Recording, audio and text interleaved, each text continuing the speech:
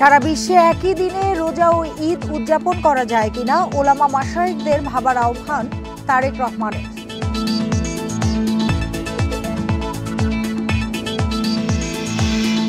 নির্বাচন নিয়ে রাজনৈতিক দলের বিরোধী অবস্থানে চিন্তিত নয় কমিশন, সুষ্ঠু ভোটই লক্ষ্য বললেন সিইসি।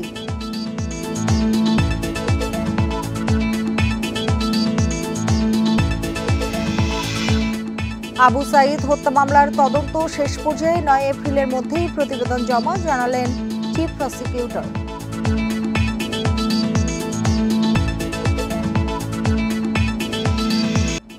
আমন্ত্রণ সংবাদ সন্ধ্যায় আপনাদের সঙ্গে আছি আমি সুমনা সিমি। এতক্ষণ জানাচ্ছিলাম শিরোনামগুলো, এবার জানাবো পুরো খবর। বিশ্বে বড়দিন যেমন একই দিনে পালন করা হয়, তেমনি একই দিনে রোজা ও ঈদ পালন করা যায় কিনা সে বিষয়টি ভাবতে ওলামা মাশায়েখদের প্রতি আহ্বান জানিয়েছেন বিএনপির ভারপ্রাপ্ত চেয়ারম্যান তারেক রহমান। সন্ধ্যায় রাজধানীর লেডিস ক্লাবে বিএনপি আয়োজিত এক ইফতার মাহফিলে ভার্চুয়ালি যুক্ত হয়ে কথা বলেন তিনি। খ্রিস্টান সম্প্রদায় সারা বিশ্বে তাদের বড়দিন একই দিনে পালন করে। আমি এখানে উপস্থিত ওলেমা মাশায়েখগণকে অনুরোধ করব, শুধু আপনাদেরকে নয়, সারা দেশে আরো অনেক অনেক জ্ঞানী ওলেমা মাশায়েখগণ আছেন। আমরা চিন্তা করে দেখতে পারি কিনা, আমরা আলোচনা করে দেখতে পারি কিনা যে বাংলাদেশের মানুষ সারা বিশ্বের মানুষের সাথে একই দিনে আমরা একসাথে রোজা এবং ঈদ পালন করতে পারি কিনা। নির্বাচন নিয়ে দলগুলোর বিপরীতমুখী বক্তব্যে চিন্তিত নয় কমিশন, কারণ সব দলই চায় গ্রহণযোগ্য ভোট। সকালে রাজধানীর আগারগাঁওয়ে নির্বাচন ভবনে জাতীয় ভোটার দিবসের আলোচনায় কথা জানান প্রধান নির্বাচন কমিশনার এএমএম নাসির উদ্দিন।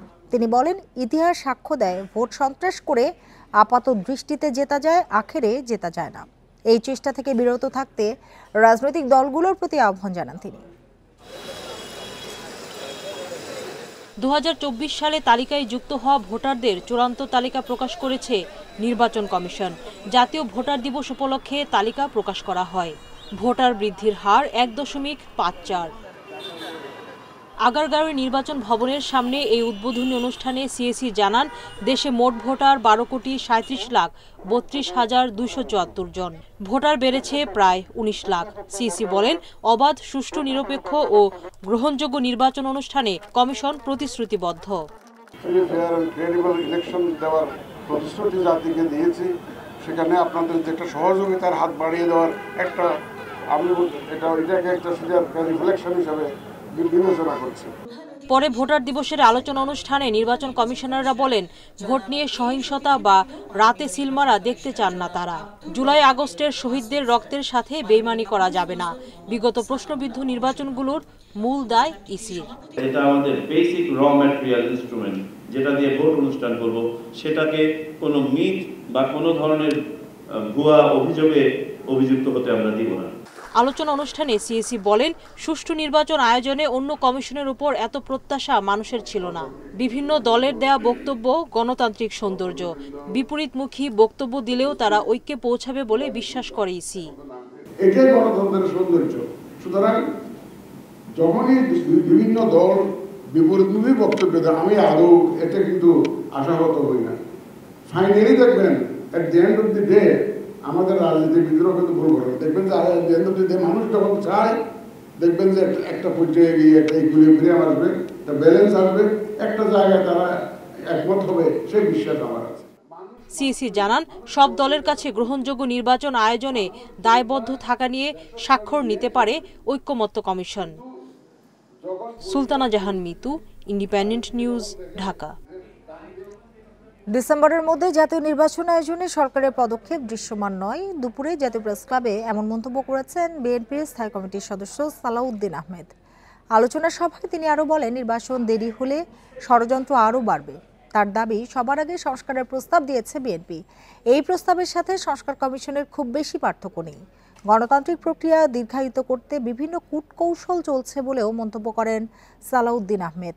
আলোচনায় জাতীয় নাগরিক পার্টির প্রস্তাবিত সেকেন্ড রিপাবলিক ও গণপরিষদ গঠন নিয়ে সমালোচনা করেন বিএনপি নেতারা। এই যে তারা ডিসেম্বরের মধ্যে জাতীয় সংসদ নির্বাচনের জন্য তাদের সমস্ত কর্মকাণ্ড সাজাচ্ছেন, কিন্তু সেই কর্মকাণ্ডগুলো প্রকাশিত নয়। সেই কর্মকাণ্ডগুলো জনসমক্ষে প্রকাশিত এবং দৃশ্যমান হতে হবে যে আমরা আসলেই সেদিকে যাচ্ছি কিনা।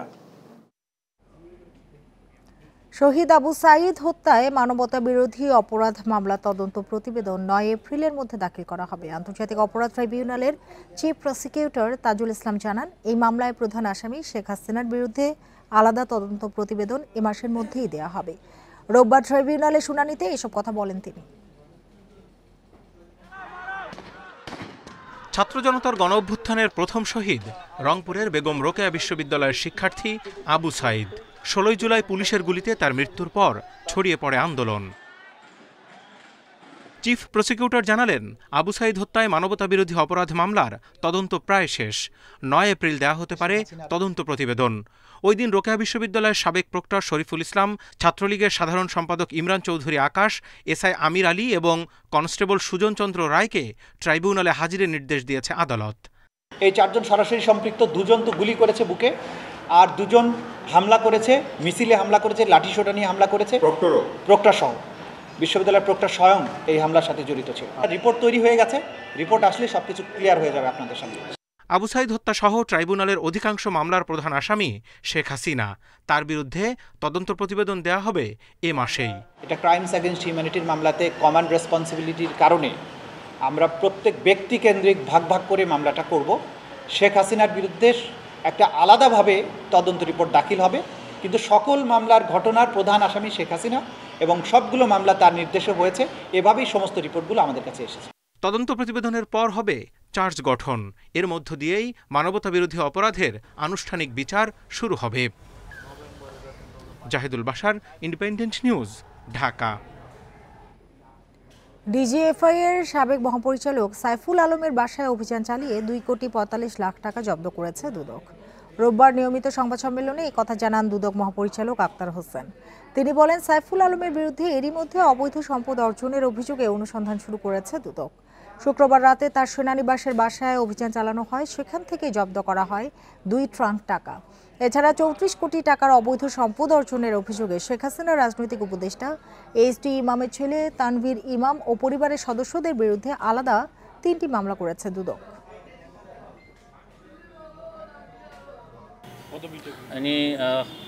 লেফটেন্যান্ট জেনারেল সাইফুল আলম, সাবেক ডিজিএফআই প্রধান। গোপন সংবাদের ভিত্তিতে এটি অভিযান পরিচালনা করা হয়। সেই অভিযানে 2,45,00,000 টাকারও বেশি অর্থ পাওয়া যায়। দল ও গোষ্ঠীগত সিদ্ধান্তের বাইরে গিয়ে এবার স্বাধীনতা পুরস্কার দেওয়া হবে বলে জানিয়েছেন আইন উপদেষ্টা ডক্টর আসিফ নজরুল। সকালে সচিবালয়ের স্বাধীনতা পুরস্কার সংক্রান্ত উপদেষ্টা কমিটির বৈঠক শেষে এই সিদ্ধান্তের কথা জানান তিনি। আইন উপদেষ্টা বলেন, আগে র্যাবের মতো বিতর্কিত প্রতিষ্ঠানকেও দেশের সর্বোচ্চ এই পুরস্কার দেওয়া হয়েছিল, তবে এবার তা হবে না। এবার স্বাধীনতা পুরস্কারের সংখ্যা 10-এর কম হবে। এ সময় শিক্ষা ও পরিকল্পনা উপদেষ্টা ডক্টর ওয়াহিদ উদ্দিন মাহমুদ বলেন, সমাজ ব্যবস্থা উন্নয়নে ব্যতিক্রম ধর্মীয় অবদান রাখায় কয়েকজন ব্যক্তি ও প্রতিষ্ঠানকে এবছর স্বাধীনতা পুরস্কার দেওয়া হবে। কমিটি কিছু নাম সুপারিশ করেছে। চূড়ান্ত অনুমোদনের জন্য প্রধান উপদেষ্টার কাছে তা পাঠানো হবে। তবে পুরস্কারটি কে বা কারা পাচ্ছেন তা নিয়ে বিস্তারিত কিছু জানাননি শিক্ষা উপদেষ্টা। বাংলাদেশের জন্য যারা অবদান রেখেছেন বা নতুন একটা কিছু তৈরি করেছেন, যেটা ধারাবাহিকতা এখনও চলছে, যে কোনো ক্ষেত্রে, সংস্কৃতির ক্ষেত্রে, সাহিত্যের ক্ষেত্রে, বিজ্ঞানের ক্ষেত্রে বা সমাজসেবার ক্ষেত্রে একটা নতুন ধারা, যেটা এখনো পর্যন্ত মানুষকে, সারা দেশকে প্রভাবিত করে, কিন্তু আগে তাদেরকে কোনো সেই বা স্বীকৃতি দেওয়া হয়নি। স্বাধীনতা দিবস পুরস্কার দেওয়া হয়েছিল, অথচ এটা আমাদের জাতীয় জীবনের সর্বোচ্চ পুরস্কার। আমরা এই পুরস্কারের মহিমা উপলব্ধি করে এই দলগত গোষ্ঠীগত চিন্তার ঊর্ধ্বে থেকে স্যারের নেতৃত্বে আমরা এমন সব নাম সুপারিশ করেছি। আপনারা 21 পুরস্কারে দেখে আপনারা খুশি হয়েছিলেন, এই পুরস্কার দেখেও আপনারা আরও খুশি হবেন এবং আপনারা মনে হবে যে পুরস্কার দিতে পেরে আমরা নিজেরা ধন্য হয়েছি। বৈষম্য নিরসনের দাবি না মানলে কঠোর কর্মসূচিতে যাওয়ার হুঁশিয়ারি দিয়েছে আন্তঃক্যাডার বৈষম্য নিরসন পরিষদ। সকালে শিক্ষা ভবনের সামনে অবস্থান কর্মসূচিতে একথা জানান পরিষদ সমন্বয়ক মফিজুর রহমান। এছাড়া পূর্ণ দিবস কর্মবিরতিও পালন করছেন প্রশাসন বাদে অন্য 25 ক্যাডারের কর্মকর্তারা। এ নিয়ে মাধ্যমিক ও উচ্চশিক্ষা অধিদপ্তরের মহাপরিচালক মোহাম্মদ আজাদ খান জানান, তাদের আন্দোলন সরকার বা রাষ্ট্রের বিরুদ্ধে নয়, প্রশাসন বাদে অন্য ক্যাডাররা যে বৈষম্যের শিকার তার প্রতিবাদে। পরে মফিজুর রহমান জানান, সামাজিক যোগাযোগ মাধ্যমে প্রতিবাদ করায় যে 12 কর্মকর্তাকে বরখাস্ত করা হয়েছে অবিলম্বে সে আদেশ প্রত্যাহার করতে হবে।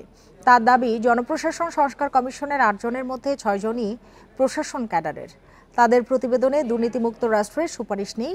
এর উদ্দেশ্য প্রশাসন ক্যাডারকে আরও শক্তিশালী করা। আমাদের ক্যাডার সদস্যরা অনেকেই মামলা বা হয়রানির শিকার, এগুলোকে একটি সুষ্ঠু সুন্দর সমাধান যাতে আসে সেজন্য মূলত আজকের এই কর্মবিরতিতে আমরা আসছি। আরও কঠোর কর্মসূচি দেবে এবং কর্মসূচি হবে রাষ্ট্রের বিরুদ্ধে নয়, সরকারের বিরুদ্ধে নয়, প্রশাসন ক্যাডারের বিরুদ্ধে। কারণ এইটা সবই করছে প্রশাসন ক্যাডার, তারা তাদের অ্যাগ্রেসিভ আচরণের মাধ্যমেই আমাদের উপরে বৈষম্য।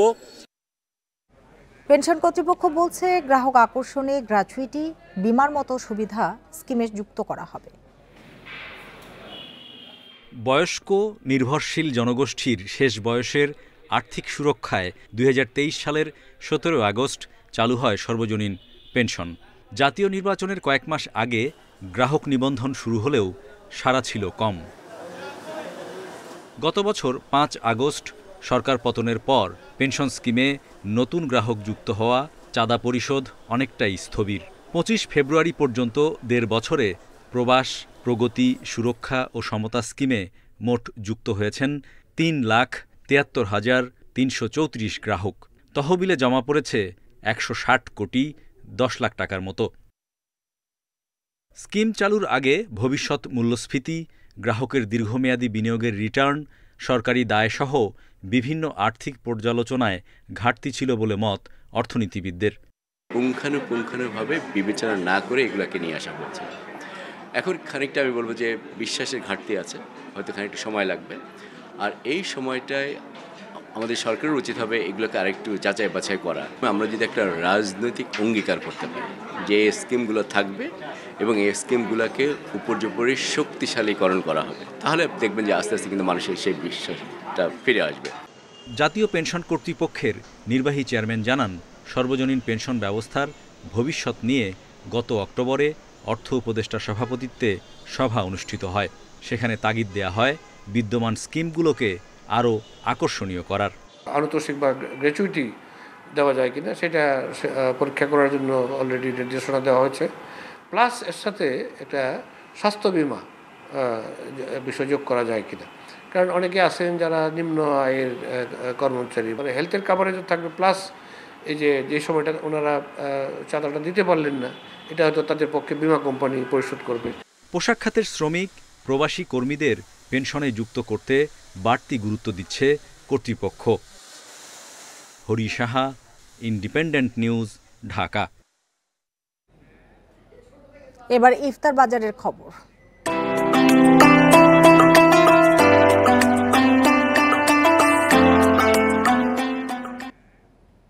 রমজানের প্রথম দিনেই পুরান ঢাকার ঐতিহ্যবাহী চকবাজারের ইফতার বাজার জমে উঠেছে। হরেক রকমের ইফতারের আইটেম ভরা পুরো বাজার। চলছে বিক্রেতাদের হাকডাক। তারা বলছেন, ঐতিহ্যগত কারণেই নয়, গুণগত মান এবং স্বাদের জন্যই চকবাজারের ইফতারির কদর বেশি। আর তাই অনেক দূর থেকেও রোজাদাররা ছুটে যান সেখানে। টেবিলে সাজানো ইফতারের ঐতিহ্যবাহী নানা ধরনের খাবার, এসবের সুগন্ধ ছড়িয়ে পড়েছে পুরো চকবাজারে। শিক কাবাব, কাঠি কাবাব, সুতি কাবাব, টেংরি কাবাবের পসরা সাজিয়ে বসেছেন বিক্রেতারা। রয়েছে আস্ত মুরগি, কোয়েল ও খাসির লেগ রোস্ট, গরু মুরগির হালিম। শুধু মাংসের আইটেম নয়, সবজি নান, দুধ নান এবং পরোটা, কিমা পরোটাও চলছে সমান তালে। খাবারের স্বাদ ও বৈচিত্র্যের জন্য ঢাকার বিভিন্ন জায়গার বাসিন্দারা যান চকবাজারে ইফতার কিনতে। বাহারি ইফতারির বাজার জমজমাট থাকে পুরো রমজান মাস। আল আমিন হোসেন, ইন্ডিপেন্ডেন্ট নিউজ, ঢাকা। রমজানে বেশ কিছু নিত্য পণ্যের দাম বাড়তি, তবে এটি মানতে নারাজ ভোক্তা অধিকারের মহাপরিচালক। কিছু পণ্যের চাহিদা বাড়ায় স্বাভাবিকভাবেই দাম বেড়েছে বলেন তিনি। বাজারে তেল সংকটের সাথে জড়িত কোম্পানিগুলোর বিরুদ্ধে ব্যবস্থা নেওয়া হবে বলে জানান মহাপরিচালক। সকালে কারওয়ান বাজারে পরিদর্শন শেষে তিনি বলেন, সরবরাহ স্বাভাবিক হলে আগামী 2 থেকে 3 সপ্তাহে পণ্যের দাম নিয়ন্ত্রণে আসবে। প্রতি বছরের মতো এবারও রমজানে বাজারে বেড়েছে নিত্য পণ্যের দাম। মূল্য স্থিতিশীল ও সরবরাহ স্বাভাবিক রাখার লক্ষ্যে রাজধানীর কারওয়ান বাজারে তদারকিতে যায় ভোক্তা অধিকার সংরক্ষণ অধিদপ্তরের মহাপরিচালক। বাজারে সয়াবিন তেলের সংকট আছে স্বীকার করে কোম্পানিগুলোর বিরুদ্ধে ব্যবস্থা নিতে তদন্ত কমিটির কথা জানান মহাপরিচালক। তবে আগে থেকে কেন বাজার নিয়ন্ত্রণে আনা হয়নি, সাংবাদিকদের এমন প্রশ্নের কোনো সদুত্তর দিতে পারেননি ভোক্তার ডিজি। আজকেই আমরা তদন্ত কমিটি করব। পরবর্তীতে তদন্তে একটা বিষয় আছে, সেটা হলো আমাদের বন্দরের তথ্য নিতে হবে, চট্টগ্রাম পোর্টের, আমাদের কাস্টমসের তথ্য নিতে হবে, এনবিআর এর তথ্য নিতে হবে, নিয়ে কোম্পানিগুলোর থেকে তথ্য কালেকশন করতে হবে। এই সবগুলোকে অ্যাসিমিলেশন করে তারপরে আমরা তদন্তের ফাইন্ডিংসটা তৈরি করব। এদিকে রমজানে বাজারে নিত্য পণ্যের দাম বাড়লেও তা মানতে নারাজ মহাপরিচালক। কিছু পণ্যের সরবরাহ ঘাটতি থাকায় দাম একটু বেশি, দাবি তার। আগামী 15 থেকে 22 দিনে এগুলো নিয়ন্ত্রণে আসবে বলে জানান তিনি। বাজারে 101টা পণ্য আছে, আপনি দেখছেন শুধু সোয়াবিন তেল নিয়ে ক্রাইসিস, অন্য সকল পণ্য কম দামে আপনাদের সম্মুখে বলেছে। তাহলে বাজার নিয়ন্ত্রণে যায় বলতে যেটা জেনারেলি বুঝেন, এটার সাথে আমি একমত। সরবরাহ কম আছে, সেগুলোর যৌক্তিকভাবে কিছু দাম বাড়ে, এটা বাজারের নিয়ম। রমজানে চাহিদা বাড়ায় যৌক্তিকভাবে কিছু পণ্যের দাম বাড়ে উল্লেখ করে মহাপরিচালক বলেন, অনেক ভোক্তা প্রয়োজনের বেশি পণ্য একবারে কেনাকাটা করায় বাজারে ঘাটতি দেখা দেয়। Khaled Raihan, Independent news, Dhaka. রমজান মাসে অতিরিক্ত বিদ্যুতের চাহিদা মেটানো এবং সরবরাহ স্বাভাবিক রাখতে অতিরিক্ত এলএনজি আমদানি করা হচ্ছে বলে জানিয়েছেন বিদ্যুৎ ও জ্বালানি উপদেষ্টা ফজলুল কবির খান। রোববার রাজধানীর সার্কিট হাউস জামে মসজিদের সামনে সাংবাদিকদের কথা বলেন তিনি। উপদেষ্টা বলেন, রমজানে 3 কার্গোর পাশাপাশি অতিরিক্ত 1 কার্গো এলএনজি আমদানির উদ্যোগ নেওয়া হয়েছে, তাই এ মাসে কোনো লোডশেডিং হবে না বলে আশ্বস্ত করেছেন তিনি। বলেন, সেচ ও গরমের কারণে বিদ্যুতের চাহিদা গরমে 17 থেকে 18 হাজার মেগাওয়াট হয়ে যায়। এছাড়া শীতাতপ নিয়ন্ত্রণ এবং অতিরিক্ত আলোকসজ্জার জন্য 5 থেকে 6 হাজার মেগাওয়াট বিদ্যুৎ লাগে। এজন্য এসির তাপমাত্রা 25 ডিগ্রি রাখার অনুরোধ জানান উপদেষ্টা। বাসাবাড়িতে যে বিদ্যুতের যাতে অপব্যবহার না হয়, তারপরে হচ্ছে যে ওই শপিং মল টলে যাতে আলোকসজ্জা বেশি অতিরিক্ত আলোকসজ্জা না করা হয়। আশা করি আমরা যে ব্যবস্থা নিয়েছি, আমরা রমজানে 4 কার্গো অতিরিক্ত এলএনজি আমদানির ব্যবস্থা উদ্যোগ নিয়েছি, এবং আমরা আশা করতেছি যে আমরা এই রমজান মাসে ইনশাআল্লাহ কোনো লোডশেডিং হবে না। নবায়নযোগ্য জ্বালানি এবং কার্বন বাজারে বড় বিনিয়োগ আকর্ষণ করতে চায় বাংলাদেশ। নরওয়ের সাবেক পরিবেশ মন্ত্রী এরিক সোলহেইমের নেতৃত্বে নবায়নযোগ্য জ্বালানি বিশেষজ্ঞদের প্রতিনিধি দলের সাথে সাক্ষাতে কথা জানিয়েছেন প্রধান উপদেষ্টা। রোববার রাষ্ট্রীয় অতিথি ভবন যমুনায় অধ্যাপক মোহাম্মদ ইউনুসের সাথে সাক্ষাৎ করে বিশেষজ্ঞ দলটি। এ সময় তারা ছোট আকারে সৌর প্লান্ট, কার্বন বাজার, কৃষি বনায়ন এবং যৌথভাবে নেপালে জলবিদ্যুৎ উৎপাদনে বিনিয়োগ করতে আগ্রহ দেখায়। এ উদ্যোগকে স্বাগত জানিয়ে অধ্যাপক ইউনুস বলেন, সম্ভাবনাময় এ খাতে বিদেশি বিনিয়োগ আহ্বান করছে অন্তর্বর্তী সরকার। এরই মধ্যে নেপাল ও ভুটান থেকে জলবিদ্যুৎ আমদানির আলোচনা শুরু হয়েছে জানিয়ে তিনি বলেন, কার্বন বাজার দেশকে $1 মিলিয়ন আয় করা এবং বিশ্বের বৃহত্তম ম্যানগ্রোভ বন সুন্দরবনকে রক্ষায় সহায়তা করবে।